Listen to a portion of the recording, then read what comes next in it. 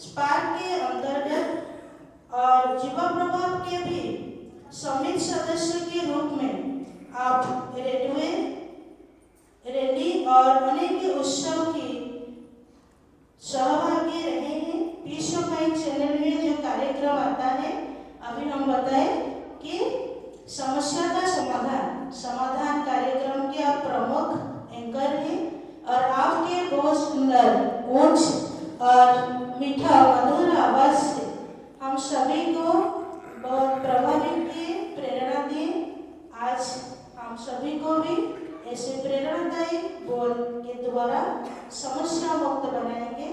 अनुरोध करते हैं आदरणीय राजयोगी रूपेश भाई जी को, और एक बार सभी तालियां देंगे।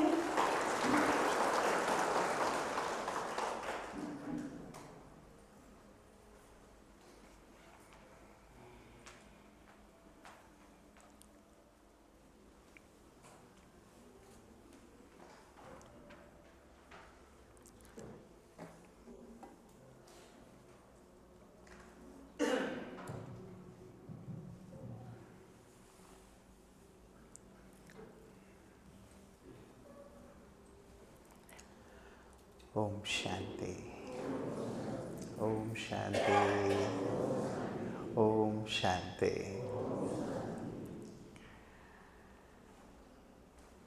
ड्रामानुसार कितने सुंदर स्थान पे आप सभी हैं। सुंदरगढ़, तो सभी सुंदर हैं ना? सुंदर बन गए हैं या सुंदर बन रहे हैं? हाँ जी, बन रहे हैं। तो बाबा आए ही हैं हमको सुंदर बनाने, है ना, गोरा बनाने। तो हमें सुंदर बनकर सारे विश्व को सुंदर बनाना है। सुंदर बनकर सारे विश्व को स्वर्ग बनाना है। तो आपको अपना कर्तव्य याद रहता होगा, है ना।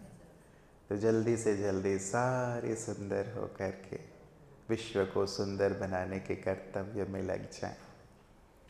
और सुंदरता कौन सी बातें कम कर देती हैं? किस बात ने हमारी सुंदरता को छीन लिया? बताओ भाइयों, हमारी सुंदरता को किसने छीन लिया? रावण ने। अच्छा, कहाँ रहता है रावण? बताओ, चलो आज मिलके चलते हैं, आज रावण दहन करते हैं। कि तुमने हमारी सुंदरता छीनी है। तो जो भी कमी है, कमजोरी है, विकार के कोई अंश हैं, वही हमारी सुंदरता को कम कर देती हैं। और आज बाबा कह रहे थे कामेषु क्रोधेषु, काम ही हमें कुरूप काला बना देता है। क्रोध ही हमारे अंदर की सुंदरता को नष्ट कर देता है। किसी भी प्रकार का जो विकार है वही कुरूप बनाने वाला है। इसलिए संकल्प हमें सर्व विकारों से मुक्त, सर्व गुणों से संपन्न। देवता कैसे हैं? सर्व गुण संपन्न। तो सतयुग में जाके सर्व गुण संपन्न बनेंगे या अभी बनना है? अभी बनेंगे ना। इसीलिए कोई भी विघ्न, कोई भी कमी, कोई भी कांटा है, उसको बाबा को अर्पित कर दें। बाबा ये सब आपका, मुझे आपसे सद्गुणों का वरदान लेना है, ये संकल्प रखो, तो हमारी सुंदरता बढ़ती जाएगी। जीवन में जब विघ्न आते हैं तब भी हमारी सुंदरता छिप जाती है। कोई समस्या जीवन में होती है तो वो उमंग, उत्साह, खुशी चेहरे से दिखाई नहीं देती, है ना। आप सबके चेहरे तो बहुत अच्छे चमक रहे हैं, सब मुस्कुरा रहे हैं। ऐसे ही चेहरे पे हमेशा सुंदरता हो, मुस्कान हो। ये मुस्कान है हमारी प्राप्ति की, है ना? कौन मिल गया हमको? भगवान मिल गया ना। त्रिलोकी नाथ, जगत नियंता, वो हमें मिल गए तो चेहरा हमेशा मुस्कुराता हुआ हो, प्रसन्न हो, खुश हो, ताकि आपके चेहरे को देख करके सेवा हो। सुंदरता कहाँ से दिखती है? चेहरे से दिखती है ना, चेहरे से। तो चेहरे को हमें पेंट करने की ज़रूरत नहीं है, पाउडर और क्रीम लगाने की ज़रूरत नहीं है, लेकिन बस मुस्कान यदि चेहरे पे होगी तो चेहरा सुंदर हो जाएगा। इसीलिए मुझे बाबा की याद में हमेशा मुस्कुराते रहना है, खिले रहना है। तो सब मुस्कुराते रहते हैं ना, मुस्कुराते रहते हैं ना। एक दूसरे को देख के मुस्कुराओ ज़रा। हाँ, कितना अच्छा लग रहा है सबका चेहरा, है ना। तो ऐसे ही मुस्कान हमारे चेहरे पे रहे। क्यों? ताकि हमें देखकर लोगों को लगे कि देखो दुनिया में इतनी समस्याएं हैं, इतनी बाधाएं हैं, और लोग तो मुस्कुराना भूल गए हैं। ये कौन है जो हमेशा मुस्कुराते रहते हैं, हमेशा खुश रहते हैं। तो हमारे चेहरे को देखकर सेवा होगी, हमारे चेहरे को देखकर लोग पूछेंगे कि आपको क्या मिल गया है। लेकिन जैसे आज बहन ने कहा, समस्या मुक्त, बंधन मुक्त और योग युक्त रहते हैं, तभी जीवन में ये मुस्कान रहती है। इसलिए अव्यक्त मास चल रहा है, आप सब अच्छी साधना कर रहे होंगे। ज्योत्सना दीदी आप सबको अच्छी तपस्या करा रही होंगे, है ना। तो अव्यक्त मास हमें हमारे प्यारे बाबा की याद दिलाता है, ब्रह्मा बाबा की, और साथ ही ये मास हमें बंधन मुक्त होने और योग युक्त होने की भी प्रेरणा देता है। तो मैं 5 बातें सार में आपके साथ साझा करता हूँ, जो आपको बंधन मुक्त भी करेगा, आपको योग युक्त भी करेगा, आपको समस्याओं से मुक्त और ब्रह्मा बाबा के समान बनाएगा। चाहते हैं ना सभी? कौन कौन बाबा के समान बनना चाहते हैं? ज़रा हाथ उठाएं। ब्रह्मा बाबा के समान कौन कौन बनना चाहता है? अच्छा, वेरी गुड। कौन कौन समस्या मुक्त होना चाहता है? हाँ, वेरी गुड, सभी समस्याओं से मुक्त होना चाहते हैं। ब्रह्मा बाबा के साथ 5 बातें जुड़ी हुई हैं, 5 बातें ब्रह्मा बाबा के नाम के साथ साथ। पहली बात, ब्रह्मा मुहूर्त। यदि हमें ब्रह्मा बाबा के समान बनना है तो ब्रह्मा बाबा के साथ पहला शब्द जुड़ा हुआ है, संसार में भी जिसे कहा जाता है ब्रह्मा मुहूर्त। लोग उसे ब्रह्म मुहूर्त कहते हैं, लेकिन है वो ब्रह्मा मुहूर्त।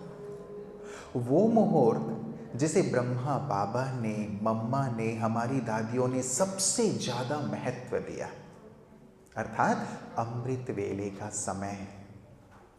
और बाबा का एक बहुत प्यारा महावाक्य है, आप सब इसको अंडरलाइन करके रखना और एक्सपेरिमेंट करके देखना। मैंने बहुतों से एक्सपेरिमेंट कराया है और खुद किया है, और इस महावाक्य को ना बड़ी बड़ी अक्षरों में लिख के रखना। बाबा ने कहा है, तुम अमृत वेला को ठीक कर लो तो सब कुछ स्वतः ठीक हो जाएगा। तुम अमृत वेले को ठीक कर लो, सब कुछ स्वतः ठीक हो जाएगा। जीवन में कोई भी विघ्न है, कोई भी समस्या है, कोई भी तकलीफ है, बीमारी है, परिवार में हो, व्यापार में हो, कहीं पे भी हो, अमृत वेला ठीक कर लो, सब कुछ स्वतः ठीक हो जाएगा। आपके सभी प्रश्नों का उत्तर है, सभी समस्याओं का उत्तर है। तो आप कह रहे थे ना, कैसे हम समस्या मुक्त हों, कैसे बंधन मुक्त हों, बाबा ने इसका एक लाइन में जवाब दिया है। क्योंकि अमृत वेला, ब्रह्म मुहूर्त में बाबा हमारी सभी प्रश्नों का उत्तर देते हैं। बाबा हमारी सभी समस्याओं का हमें समाधान टच करते हैं कि बच्चे कैसे इस समस्या से मुक्त हो सकते हो। अमृत वेले बाबा ने कहा है कि ये वो समय है जिस समय बाबा भोले भंडारी बनकर, भोलेनाथ बनकर बैठते हैं।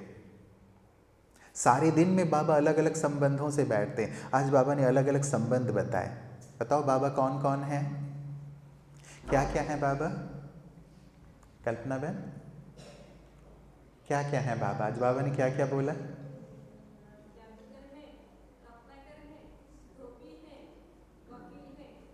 सोनार है।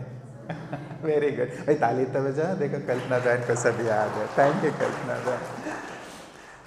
तो बाबा ये सब चीज़ें हैं, बाबा कहते हैं, लेकिन बाबा एक चीज़ केवल एक ही टाइम होते हैं, भोलेनाथ। अमृत वेले भोलेनाथ के संबंध से बाबा मिलते हैं। भोला है और बाबा ने कहा है इस समय तुम जो चाहो वो बाबा से ले सकते हो, जो चाहे। इतनी बड़ी बात भगवान ने कही है, हमें क्या इसकी अवेयरनेस रहती है, जागृति रहती है? बाबा ने कहा तुम 8 में आना चाहो, 108 में आना चाहो, अपनी कोई भूल माफ करवाना चाहो, भोलेनाथ से कोई भी वरदान लेना चाहो, कोई भी प्राप्ति करना चाहो, बाबा से तुम अमृत वेले कर सकते हो। बताओ ऐसा कोई समय मिलेगा फिर? यदि भक्तों को कह दिया जाए कि फलाने टाइम पे भगवान वरदान बांटते हैं, अमृत वेले 2 बजे भगवान वरदान बांटते हैं, तो भक्तों का क्या होगा? भक्त सोएंगे? वो सोएंगे ही नहीं, 2 बजे का इंतजार करते रहेंगे कि कब 2 बजेगा और हम भगवान से वरदान लें, है ना? तो अमृत वेले 2 से कर सकते हैं, 3 से कर सकते हैं, नहीं तो कम से कम 4 से 4:45 हम बाबा की याद में जरूर बैठें। बाबा ने कहा ये स्पेशल अपॉइंटमेंट बाबा ने तुम बच्चों को दी है। उसके बाद संसार का समय शुरू हो जाता है, भक्तों का समय शुरू हो जाता है। उस समय तक भगवान केवल अपने बच्चों से मिलते हैं। सोचो, भगवान ने मुझे अपॉइंटमेंट दी है। अभी हम लोग आ रहे थे, आप सब कितने चातक हो के 2 घंटे से बैठे हुए हैं, है ना, कि हमारे भाई आ रहे हैं। वैसे ही रोज भगवान आपसे मिलने के लिए सुबह सुबह आते हैं। क्या हम भगवान से मिलते हैं? भगवान से अपनी झोली भरते हैं?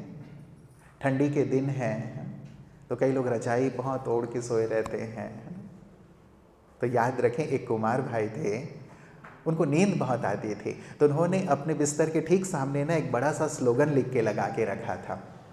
और स्लोगन ये था कि तुम्हें भगवान से रजाई लेनी है, इसलिए रजाई को लात मारनी है।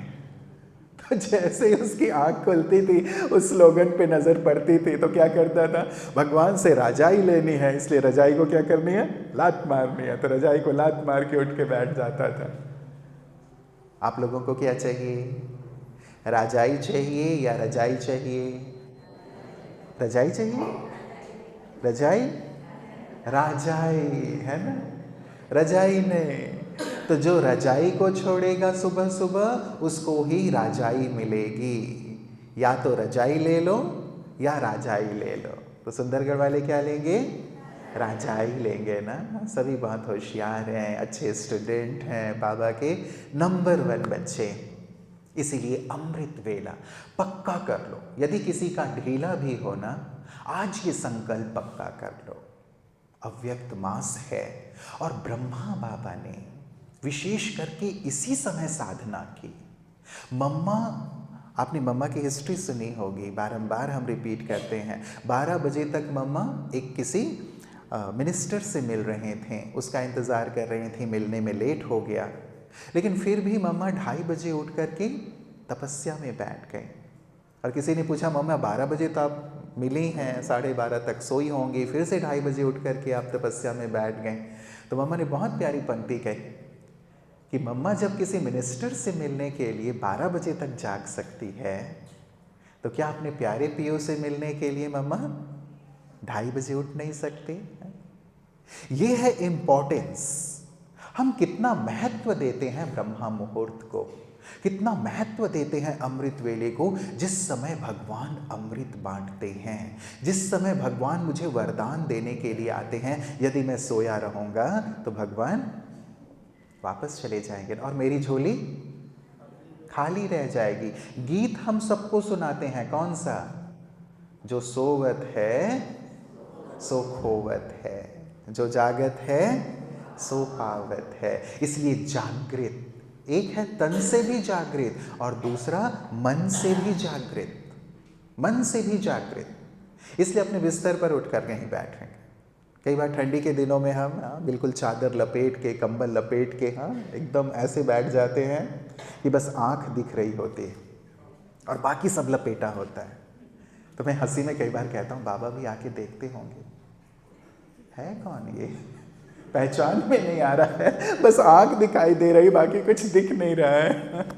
तो ऐसे नहीं बैठे, है ना, नहीं तो नींद आ जाएगी ना। तो सुबह सुबह बाबा ने कहा है, बाबा बाप समान भाव का वरदान देते हैं। जिनको ब्रह्मा बाप समान बनना है, रोज सुबह बाबा के आशीर्वाद का हाथ अपने सिर पर रखें और बाप समान भाव का वरदान लें। यदि कोई विशेष विघ्न हो ना जीवन में, तो भी उस समय खास अपने विघ्न को बाबा को अर्पित करें, मन को शांत करके बैठ जाएं। आप फील करेंगे कि बाबा आपको समाधान दे रहे हैं। बहुत सारी बहनें, चाहे हमारे सेंटर की टीचर बहनें, चाहे बहुत सारे और भी भाई बहनें, जिनके जीवन में कुछ विशेष प्रबल विघ्न था, उन्होंने सुबह सुबह बाबा को विशेष योग के साथ भोग अर्पित किया। 21 डेज के लिए बड़े से बड़ा विघ्न दूर, बड़े से बड़ा बाधा दूर। जहाँ सेंटर नहीं बन रहे थे, बहुत विघ्न आ रहे थे, अच्छे सुंदर सेंटर बन के तैयार हो गए। क्योंकि भोलानाथ उस समय हमारी आवाज़ सुनते हैं, वरदान देते हैं तो बाबा सारे दिन हमारे, लेकिन पर्टिकुलरली ब्रह्मा मुहूर्त इसलिए बहुत खास है। तो क्या करेंगे? आज से पहली बात, ब्रह्मा मुहूर्त में रोज उठेंगे, उठ करके जागृत अवस्था में बैठ के बाबा से वरदान लेंगे, शक्ति लेंगे, गुणों से स्वयं का श्रृंगार करेंगे। कौन कौन रोज उठेगा? जरा हाथ उठाएं। रोज अमृत वेले, लंबा लंबा, हाँ, वेरी गुड वेरी गुड। हिम्मत रखो, है ना, हिम्मत रखो, संकल्प रखो, परिवर्तन करना है। यदि सोने की भी आदत हो, नींद भी आती हो, संकल्प रखो, सारा दिन है सोने के लिए, कभी भी सो जाओ, लेकिन अमृत वेले मुझे नहीं सोना है। वो भगवान से मिलन की वेला है, प्राप्ति की वेला है। और कहते हैं जैसी शुरुआत होती है ना दिन की, सारा दिन भी वैसा जाता है। तो कई बार हम लोग भक्ति में, लौकिक में भी कहते थे ना कि आज सारा दिन पता नहीं बुरा जा रहा है, सुबह पता नहीं मैंने किसका मुंह देखा था। कहते हैं ना, आज का दिन अच्छा नहीं जा रहा है, बिगड़ रहा है, पता नहीं किसका मुंह देखा था। और जब दिन अच्छा जाता है तो कहते हैं आज मैंने किसका, अच्छे व्यक्ति का मुंह देखा था। कहते हैं ना। तो यदि सुबह सुबह भगवान का मुख देखेंगे, भगवान से बातें करेंगे, दिन कैसा जाएगा? दिन कैसा जाएगा? बहुत सुंदर, खुशियों से भरा हुआ, आनंद से भरा हुआ, विघ्नों से मुक्त, बंधन से मुक्त, योग युक्त आपका सारा दिन जाएगा। इसीलिए शुरुआत बाबा से, उसके बाद दूसरे सारे काम। तो पहली बात, ब्रह्मा मुहूर्त। यदि जीवन को बंधन मुक्त बनाना है, समस्या मुक्त बनाना है और बाबा के समान बनना है, तो दूसरी बात ब्रह्मा बाबा से जुड़ी हुई, ब्रह्मा ज्ञान। लोग ब्रह्म ज्ञान कहते हैं उसे, लेकिन है वो ब्रह्मा ज्ञान। ब्रह्मा ज्ञान अर्थात परमात्मा शिव ने ब्रह्मा बाबा के माध्यम से जो ज्ञान हमें प्रदान किया, वो है ब्रह्मा ज्ञान, अर्थात बाबा की मुरली। एक दिन भी शिव बाबा की पधरामणि के बाद ब्रह्मा बाबा ने मुरली सुनानी मिस नहीं की। मम्मा ने, हमारी दादियों ने कभी मुरली मिस नहीं की, बल्कि हमारी बड़ी दादी तो 3 बार मुरली पढ़ती थी। जानकी दादी तो 24 टाइम्स मुरली पढ़ती थी शुरुआती दिनों में। और जब कभी भी उनके कॉटेज में जाएं, इस एज तक पहुंचने के बाद भी मुरली हाथ में होती थी। ये है मुरली से प्रेम, और ये मुरली हमें बाबा के समान बनाने वाली है, हमारी सभी प्रश्नों का उत्तर देने वाली है। बाबा कहते हैं यदि मन में कोई प्रश्न होता है, जीवन में कोई विघ्न होता है, तो बाबा या तो अमृत वेले उसका उत्तर देते हैं, और यदि अमृत वेले बच्चे उत्तर कैच नहीं कर पाते तो बाबा मुरली में उसका उत्तर देते हैं। इसीलिए रोज हमें बाबा की मुरली अवश्य सुननी है। और कहाँ सुननी है? मुरली कहाँ सुननी है? व्हाट्सएप में, यूट्यूब में। तो कहाँ सुनेंगे? बाबा के घर सेंटर पर आकर, है ना। बच्चा स्कूल में और कॉलेज में जाकर पढ़ता है और एक प्राइवेट पढ़ता है, अंतर होता है या नहीं होता? होता है ना। तो हमें रोज बाबा के घर, बाबा ने इतना सुंदर सा स्थान बना के आपको दिया है, तो रोज हमें सेंटर पर आकर मुरली सुननी है। मुरली में हमारे सभी प्रश्नों का बाबा उत्तर देते हैं। और ना केवल मुरली सुननी है, लेकिन मुरली को मैं हमेशा कहता हूं 4 स्टेप्स में सुनो। पहला स्टेप है मुरली को सुनना और दूसरों को भी सुनाना, सुने भी और दूसरों को सुनाए भी कि आज बाबा ने क्या कहा, आज बाबा ने क्या कहा। जैसे बाबा ने आज कहा बच्चे तुम जिन्न बन जाओ, है ना, जिन्न की तरह चढ़ते उतरते रहो, चढ़ते उतरते रहो। तो मुझे भी याद रहे तो मैं चढ़ता उतरता रहूँगा, याद की यात्रा में रहूँगा। बाबा ने कहा जो याद की यात्रा में रहते हैं वो भक्ति की यात्रा में भी बुरी बातों से मुक्त रहते हैं। शराब नहीं पिएंगे, अपवित्र नहीं बनेंगे, तो बुराइयों से मुक्त रहते हैं। तुम भी अभी यात्रा में हो तो तुम्हें पवित्र रहना है, तुम्हें बुराइयों से व्यसनों से मुक्त रहना है। तो ये बातें याद रहती हैं तब उस पर चिंतन चलता है। तो सुने भी और दूसरों को सुनाए भी। और दूसरा स्टेप उसे समझें और समझने के लिए उस पर विचार सागर मंथन करें। ज्ञान का ना चिंतन करने की आदत जरूर डालें, ये जरूर करवाइए ज्योत्सना दीदी सभी से। रोज एक चिंतन की पॉइंट सबको दें, एक पॉइंट जो बाबा हमें रोज मुरली में सुनाते हैं। हर रोज की एक चिंतन की पॉइंट जिस पे सभी मनन चिंतन जरूर करो। भले 2 लाइन करो, 4 लाइन करो, 6 लाइन करो, 10 लाइन करो। एक बार आदत पड़ेगी ना तो जिसको बाबा कहते हैं अपनी घोंट तो नशा चढ़े। जब तक खुद नहीं घोंटेंगे ज्ञान को तब तक नशा नहीं चढ़ता, उमंग नहीं रहता, उत्साह नहीं रहता, चेहरे पे मुस्कान नहीं रहती। मुस्कान तब आती है, खुशी तब आती है, नशा तब रहता है जब हम घोंटते हैं, ज्ञान को घोंटते हैं। इसलिए रोज एक पॉइंट, बाबा ने जो ये बात कही उसकी गहराई क्या है, मुझे इसे समझना है। यदि मुझे जिन्न की तरह बनना है तो जिन्न की क्या विशेषता होती है, कैसे मैं चढ़ता उतरता रहूं, कैसे मैं याद की यात्रा में निरंतर रहूं। चिंतन करो इसके ऊपर। बाबा ने जो कहा कि योग युक्त रहेंगे तभी विघ्न मुक्त रहेंगे। कैसे योग युक्त रहने से हमारे विघ्न नष्ट होते हैं, चिंतन करो। केवल सुनो नहीं ज्ञान को, ये सत्संग है लेकिन सत्संग से भी ज्यादा ये स्कूल है, ये हमारी यूनिवर्सिटी है जहां बाबा हमें होमवर्क देते हैं कि बच्चे ये तुम्हारा होमवर्क है, कल तुम इस पर चिंतन करके आना। तो सेकेंड स्टेप है ज्ञान का मनन चिंतन करके उसे समझना। और तीसरा स्टेप होता है फिर अनुभव करना, और अनुभव करने के लिए ज्ञान को प्रयोग करना। और जब हम ज्ञान को इस ढंग से सुनते हैं, चिंतन करते हैं, अनुभव करते हैं, तब वो हमारा जीवन बन जाता है। तो ज्ञान हमें मुरली केवल सुननी नहीं है लेकिन उसे स्वरूप बना लेना है, जीवन बना लेना है। गुरु द्रोणाचार्य जी ने सभी कौरवों और पांडवों को एक पाठ दिया कि कल ये पाठ याद करके आना। और पाठ क्या था, 1 लाइन का पाठ था, हमें सत्य बोलना चाहिए, हमें सत्य बोलना चाहिए। दूसरे दिन सभी कौरव सभी पांडव याद करके आ गए, केवल युधिष्ठिर जी ने कहा कि गुरुजी मुझे याद नहीं हुआ। दूसरे दिन भी याद नहीं हुआ, तीसरे दिन भी याद नहीं हुआ। सब हंस रहे थे, क्या भैया 1 लाइन ही तो है, 1 लाइन आपको याद नहीं हो रहा है। 1 हफ्ते के बाद युधिष्ठिर आए और कहा अब मुझे याद हो गया कि हमें सत्य बोलना चाहिए। 1 हफ्ते बाद क्यों बोला, 1 हफ्ते बाद क्यों बोला? क्योंकि उससे पहले वो झूठ बोलते थे, झूठ बोलने की आदत थी। अब जब मैं झूठ बोलता हूं तो मैं कैसे बोलूं कि हमें सत्य बोलना चाहिए। उन्होंने कहा अब 1 हफ्ते मैंने प्रैक्टिस की, अब ये चीज़, ये शिक्षा मेरे जीवन में आ गई, इसलिए आज मैं ये बोल सकता हूं कि हमें सत्य बोलना चाहिए। जब ज्ञान जीवन में उतरेगा और तब आप दूसरों को समझाएंगे, वो उनके जीवन में, उनके हृदय में उतरेगा, वो परिवर्तित होंगे। यदि मेरे ही जीवन में नहीं है तो मैं दूसरों को यदि बोलूंगा तो क्या उनके जीवन में परिवर्तन आएगा? क्या वो उस चीज को स्वीकार करेंगे?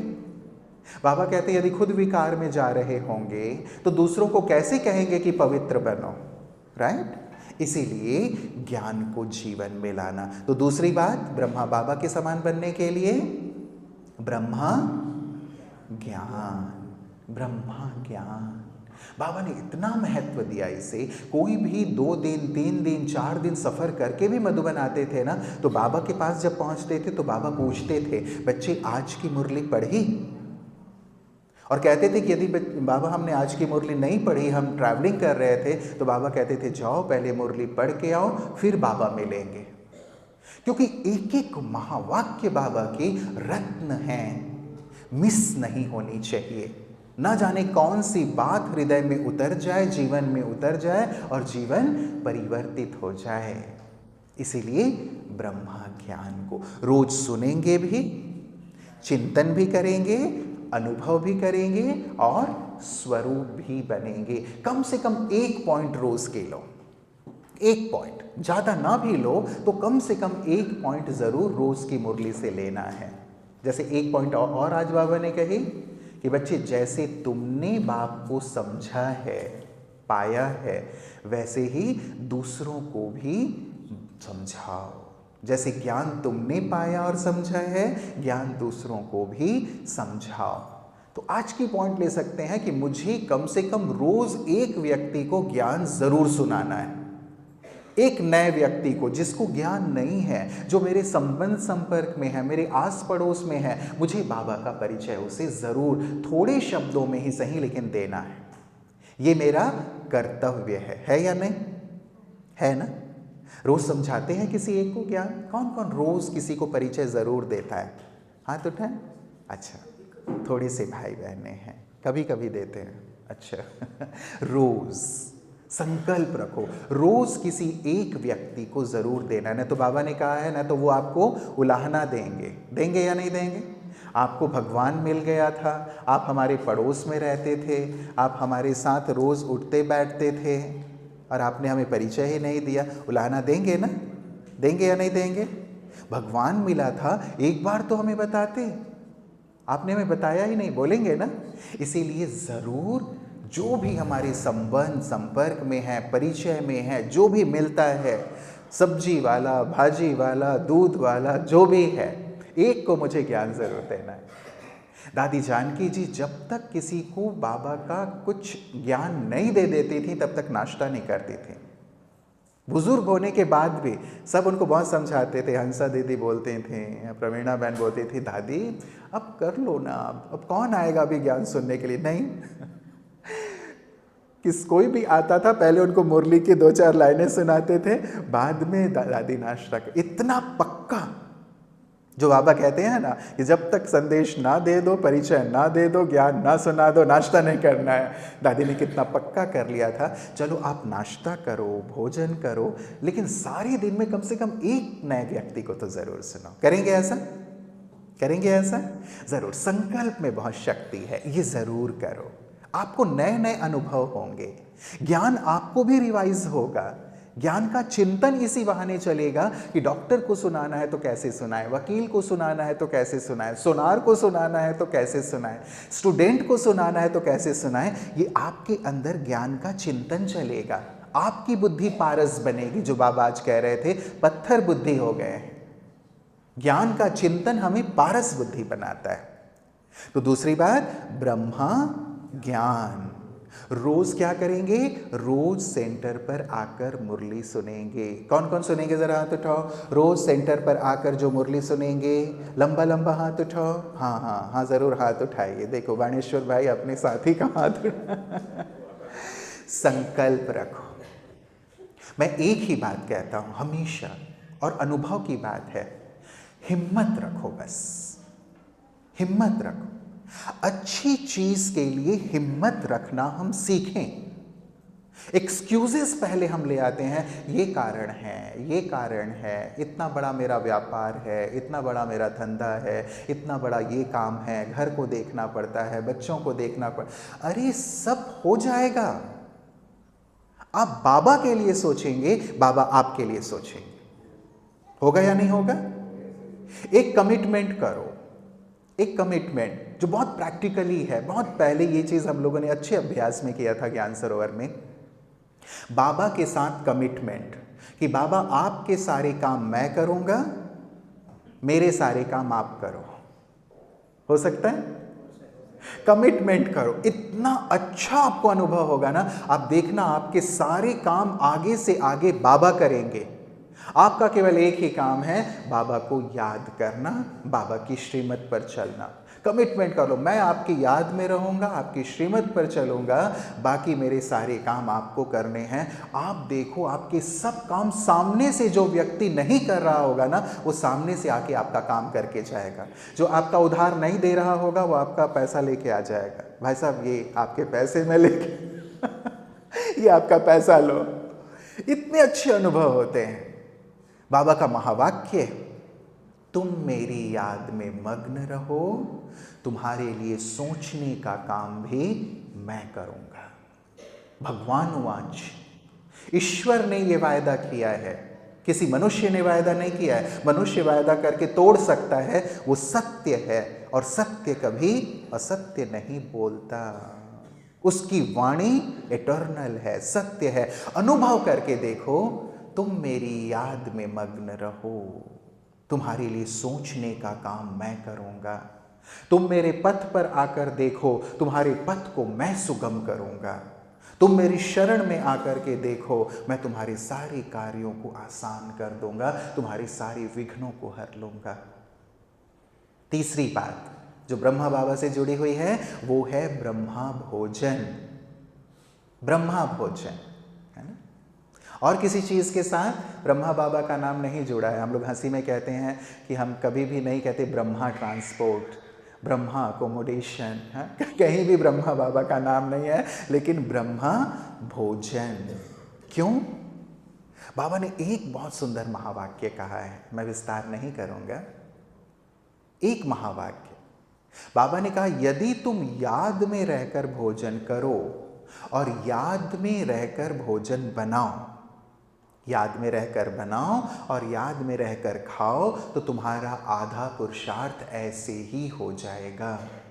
आधा पुरुषार्थ। सोचो, यहाँ सुंदरगढ़ है, यहाँ आबू है, मधुबन है, और हमें सुंदरगढ़ से मधुबन जाना है, ठीक है।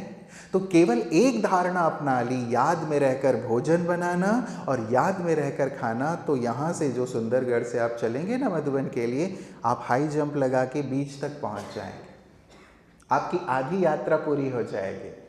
कितनी अच्छी बात है। इसीलिए आज से पक्का कर ले, मुझे याद में ही भोजन बनाना है, बाबा का आह्वान करके, इस भाव से कि मैं बाबा के लिए भोजन बना रही हूँ, भोग बना रहे हूँ। बच्चों के लिए तो बना ही रहे हैं। अब जो भी जगन्नाथपुरी में जो भोग बनता है, जगन्नाथ जी के लिए बनता है, लेकिन खाते कौन है? खाते कौन है? पंडे ही खाते हैं। जो और आते हैं दर्शन करने के लिए वही खाते हैं। जगन्नाथ जी तो केवल वासना ही लेते हैं ना, है ना।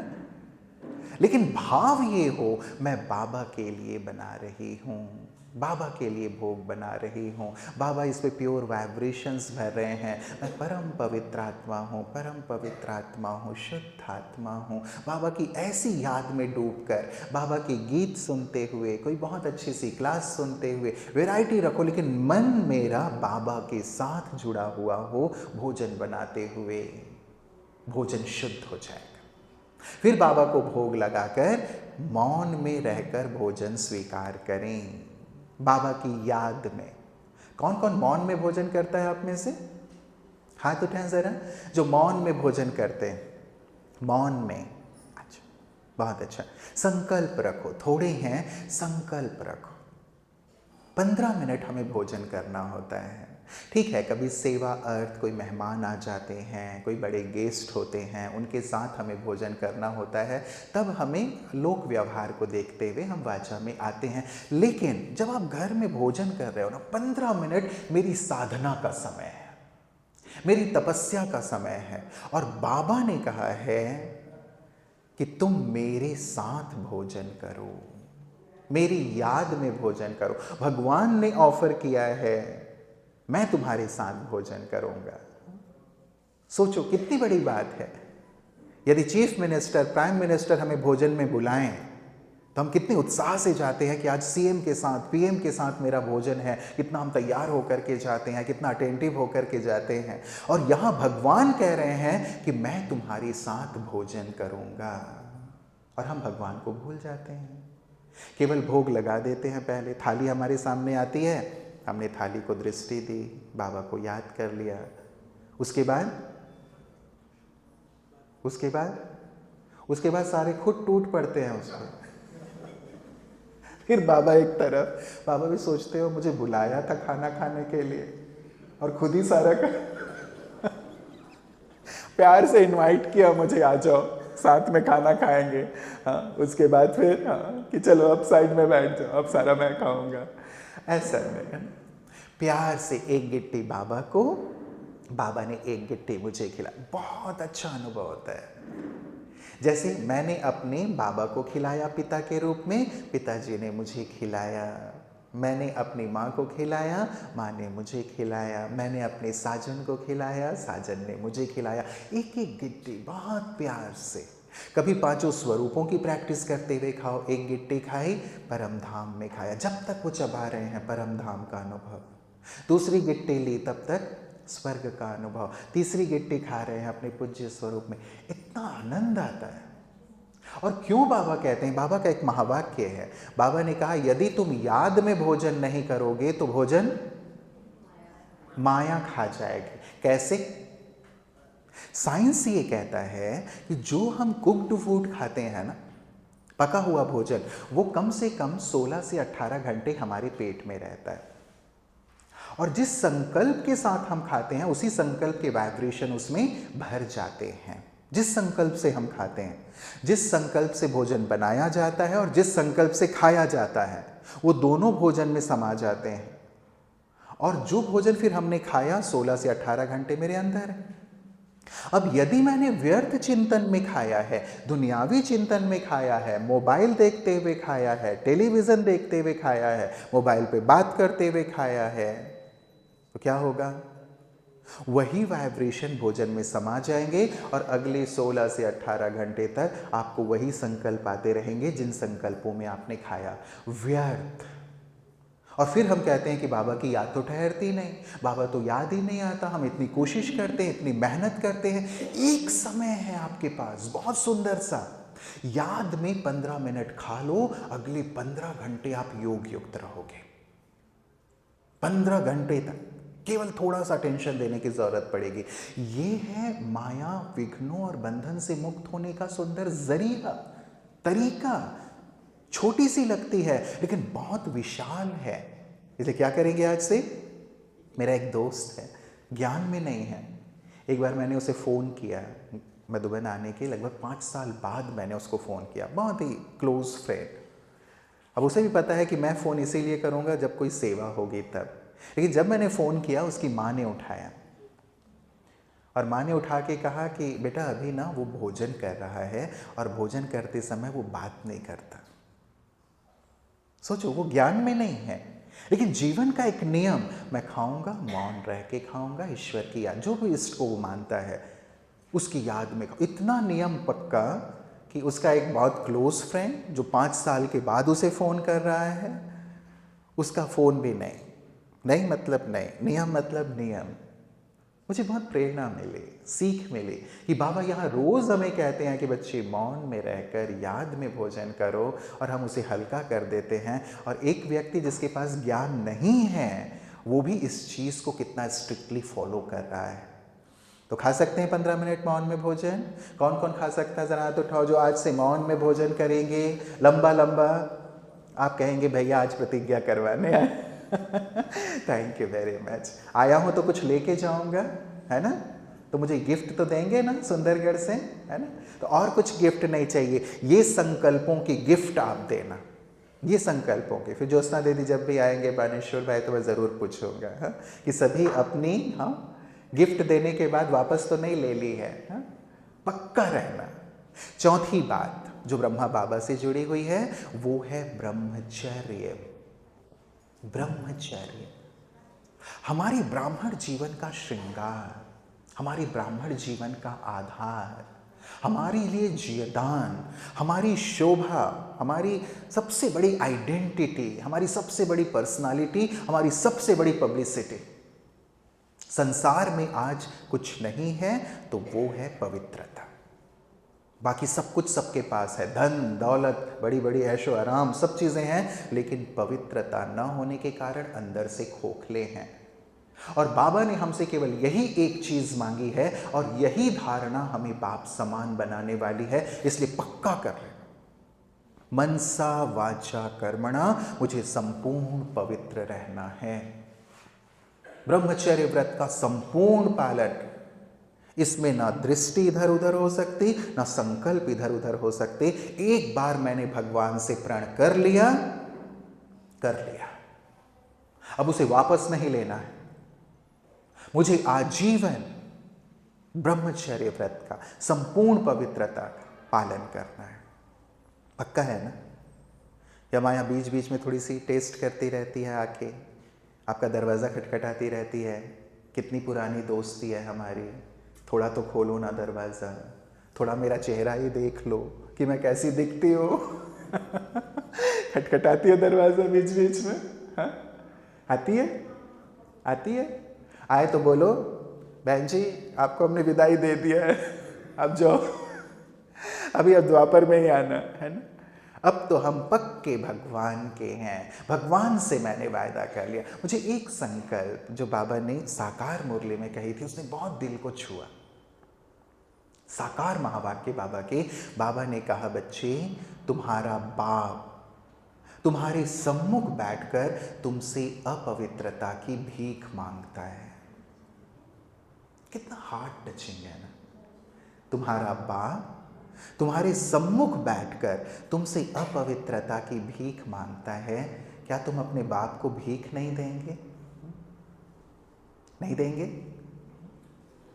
संकल्प कर लो, दिल से हमने अपनी अपवित्रता निकाल के बाबा को दे दी। भगवान मुझसे, मेरा बाप त्रिलोकी नाथ जो पूरी दुनिया को देने वाला है, वो मुझसे भीख मांग रहा है मेरे कल्याण के लिए। उसे पता है यदि ये पवित्र नहीं बनेंगे स्वर्ग में नहीं जा सकेंगे, विश्व का मालिक नहीं बन सकेंगे, इसीलिए वो भिक्षा मांग रहे हैं। दे दो दिल से। भगवान ने कभी तो हमसे कुछ मांगा है, जिसने पूरे कल्प मुझे दिया ही दिया है, मेरे भंडार उसने भरपूर किए हैं। उसने संगम पर आकर के मेरे सामने हाथ फैलाया इस एक चीज के लिए कि बच्चे अपनी अपवित्रता मुझे दे। प्रण कर लो, प्राण चले जाएं लेकिन मेरी पवित्रता नहीं जाएगी। ये मेरा व्रत है, ये मेरा नियम है, ये मेरी पहचान है, और ये मैंने भगवान से वायदा किया है। यही आपको ऊंचाई की ओर लेके चलेगी। तो चौथी बात, बाप समान बनने का आधार मेरा ब्रह्मचर्य व्रत, मेरी पवित्रता किसी भी कीमत पे खंडित नहीं होगी, हल्की नहीं होगी। स्वप्न तक भी अपने लिए इतना सुंदर नियम बना के रखो। और पांचवी बात, बाप समान बनने के लिए, अव्यक्त बनने के लिए, अव्यक्त मास है ना, तो बाबा हम सब का इंतज़ार कर रहे हैं कि कब मेरे बच्चे आएंगे, है ना। तो सुंदरगढ़ वाले सबसे पहले पहुंचेंगे ना बानेश्वर में। सबसे पहले कौन पहुंचेगा? सुंदरगढ़ वाले, है ना। पहुंचेंगे ना? पहुंचेंगे ना? नहीं बहने, क्या विचार है कि पहले राउरकेला वाले जाएं, उसके बाद सुंदरगढ़ वाले आए, ऐसा क्या विचार है? पहले सुंदरगढ़, इसमें नंबर 1 है ना। जो ओटे सो अर्जुन, बाबा कहते हैं इसमें नंबर 1। बाकी सब चीज़ों में भले आगे करो, लेकिन बाप समान बनने में, पुरुषार्थ में, त्याग में, तपस्या में पहले नंबर 1 सुंदरगढ़ वाले, ठीक है। पांचवी बात, ब्रह्मचारी। ब्रह्मचारी अर्थात ब्रह्मा बाबा के कदम पर कदम रख करके चलना।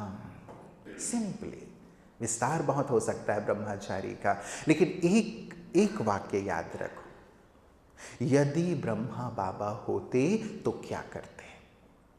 दिन में 5 बार कम से कम बाबा को अपने सामने लाओ।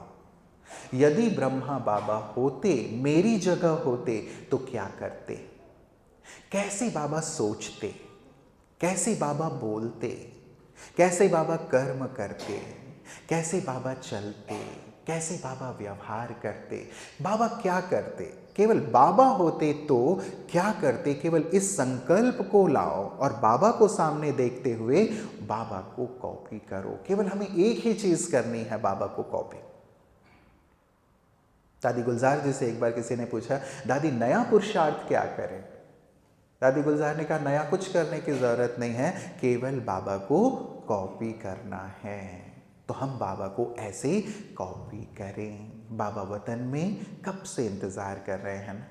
कब से कर रहे हैं? 1969 से ऊपर बैठे बाबा हमारा इंतज़ार कर रहे हैं, कब मेरे बच्चे आएंगे और हम वापस घर चलेंगे। इतना इंतज़ार कोई कर सकता है? 1969 से अब हम 2026 में पहुंच गए और बाबा को कितना इंतज़ार कराएंगे? कराएंगे? कराएंगे? कराएंगे? तो कब बनेंगे बाप समान? कब बनेंगे? कब बनेंगे? ये 2026 बहुत ही सुंदर सा वर्ष है ना? 2026 को यदि काउंट कर दें पूरा ना, तो 10 आता है, अर्थात 1। तो नंबर 1 बनने का ये वर्ष, बाप समान बनने का ये वर्ष, और इसी साल अपने आप को संपूर्ण अव्यक्त फरिश्ता बना लूं, ऐसी गहन तपस्या करूं, ये उस तपस्या करने का मेरे लिए वर्ष है। बस दृढ़ संकल्प रखना, मुझे बनना ही है, मुझे करना ही है, मुझे बाबा के इंतज़ार को समाप्त करके बाप समान बन के बाबा को प्रत्यक्ष करना है। ये दृढ़ संकल्प करो तो बाबा की मदद आप पे बरसनी शुरू हो जाएगी। तो मेरी बहुत सारी दुआएं और शुभकामनाएं हमारे सभी सुंदरगढ़ के सभी होली हंसों के लिए, सुंदर सुंदर आत्माओं के लिए, पवित्र आत्माओं के लिए, कि आप हर सब्जेक्ट में, चारों सब्जेक्ट में नंबर 1 बने और सबसे पहले बाप समान बन के बाबा के पास पहुँचें कि बाबा हम आपके पास आ गए, और बाबा को प्रत्यक्ष करने का। सुंदर बाबा है ना, गोरा मुसाफिर है, तो सुंदर बाबा को भी सुंदरगढ़ से प्रत्यक्ष करें। ठीक है ना?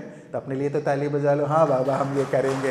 आपकी ताली बाबा तक पहुँचे कि हाँ देखो मेरे सुंदरगढ़ के बच्चे मुझे प्रत्यक्ष करने वाले हैं। तो अनंत दुआएं और शुभकामनाएं आप सभी को। ओम शांति। ओम शांति। बहुत बहुत सुंदर शब्द के लिए, प्रेरणा के लिए आदरणीय